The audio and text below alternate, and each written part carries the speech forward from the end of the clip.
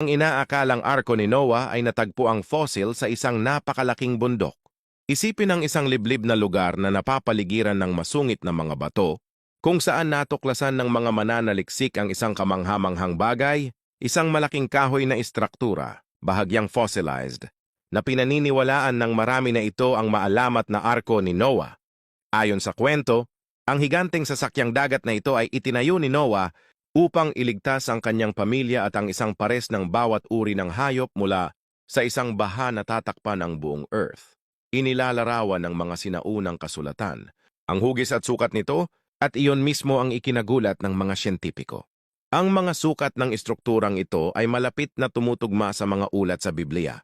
Ang ilan ay naniniwala na ang pagtuklas na ito ay maaaring isa sa mga pinakakaakit-akit na piraso ng ebidensya para sa isang makasaysayang kaganapan, ngunit ang iba ay mas may pag-aalinlangan na nagmumungkahi na ito ay maaaring natural na pagbuo ng bato.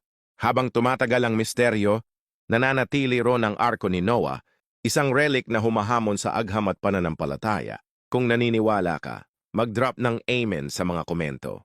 Follow pa more. For more ka-smart video at para palagi kang updated sa nilalabas naming video, and please like and share, malaking tulong na yon sa aming content creator. Ingat!